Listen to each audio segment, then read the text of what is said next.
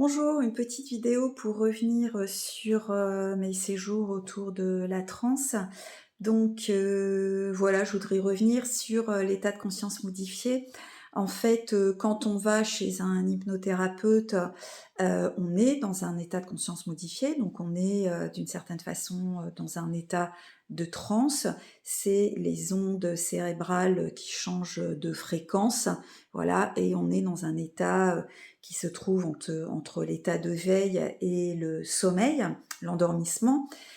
Et en fait, lors de ces séjours, on sera dans des états de transe, mais qui se manifestent par, dans le corps. J'aime bien dire que ça se passe à un niveau infiniment grand ou infiniment petit, c'est-à-dire qu'il y a des gens qui se mettent à trembler de toutes parts ou qui sont secoués de toutes parts.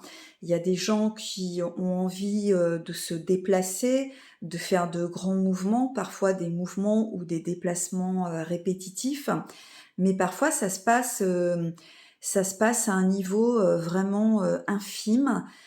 Parfois c'est juste des petits mouvements comme ça qui traversent le corps, juste une main qui chauffe, ça peut être le dessous des pieds qui chauffe, ça je l'ai vu aussi. Ça peut être un endroit douloureux du corps, généralement un endroit où il y a une douleur chronique qui se met à chauffer à chaque fois que la personne rentre en transe. Donc là, c'est bien la manifestation d'une transformation. Il y a quelque chose qui est en train de bouger. Heu, je connais une personne, à chaque fois qu'elle rentre en transe, en fait, elle a les 2 mains qui viennent se mettre à ce niveau-là et qui se soulèvent. En fait, elle a les mains qui sont en lévitation. Donc voilà, ça la transe peut traverser le corps et prendre plein voilà, il y a plein de formes différentes.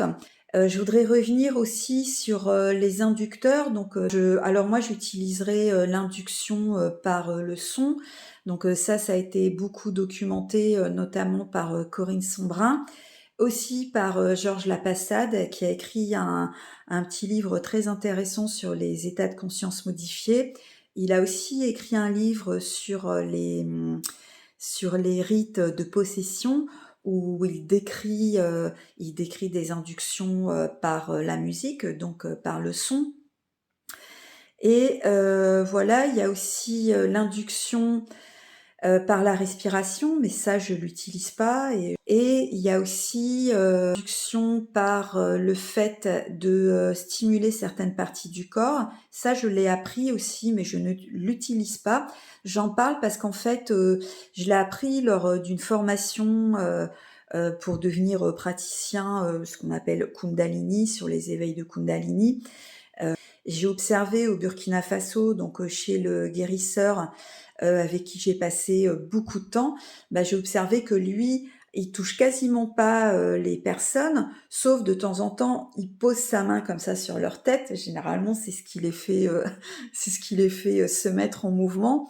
Puis c'est arrivé que il appuie sur certaines parties du corps et c'est vrai que c'était un peu les mêmes endroits du corps que ce que j'avais vu lors de mon apprentissage autour de la Kundalini.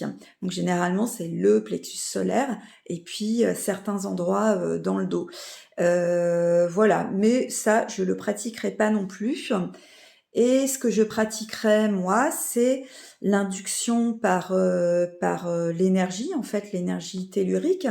Donc mes premières transes spontanées, qui se faisaient avant même que je sache ce que c'était que la transe, en fait, elles ont été déclenchées par l'énergie de certains lieux qui étaient très forts énergétiquement. C'était pas forcément des lieux sacrés. Au contraire, parfois c'était juste un endroit où il y avait beaucoup d'une certaine roche ou autre.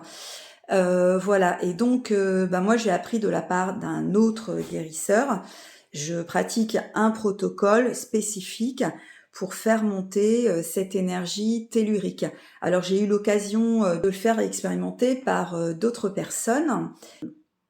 Notamment lors de mon premier salon, de voyance, j'avais fait le protocole, donc ma voisine de salon qui était aussi cartomancienne s'est mise à un moment à l'endroit, à cet endroit où j'avais fait monter l'énergie et effectivement très vite elle s'est mise à pleurer. Elle a été traversée, par, quelque chose de très intense et il y a aussi un monsieur qui est venu me voir en me disant qu'il était alcoolique et en me demandant si je pouvais faire quelque chose pour lui. C'est pas dans mes compétences, mais je lui ai quand même, dit, de se mettre à cet endroit, sur une petite marque que j'avais faite au sol et de voir si, il pouvait ressentir une énergie, qui peut-être, allait lui faire du bien et en fait, il se met, sur la petite croix, de scotch et là, il est pris d'une espèce de je sais pas comment appeler ça, un soubresaut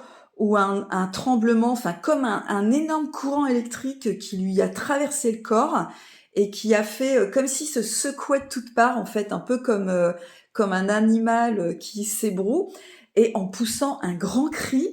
Ça a duré quelques secondes, donc tout le salon tout le salon s'est tu et a regardé dans notre direction et après ce monsieur, il est resté au salon, puis il arrêtait pas de venir me voir en me disant: «Mais qu'est-ce qui s'est passé? Qu'est-ce qui s'est passé?» et et du coup, moi je crois qu'il a fait, une transe en fait. Alors je ne sais pas si parce qu'il me disait, «Mais je suis plus alcoolique» et bon, j après c'est pas miraculeux, peut-être que s'il en avait fait, beaucoup, de ce type de transe, l'une à la suite de l'autre, peut-être que ça aurait, commencé à soigner quelque chose en lui. En tous les cas, là, je pense pas que ça ait réglé son problème. En tous les cas, ça lui a probablement, fait du bien. Après tout ça pour dire que, cette énergie, du lieu, que j'active, c'est aussi un puissant, inducteur.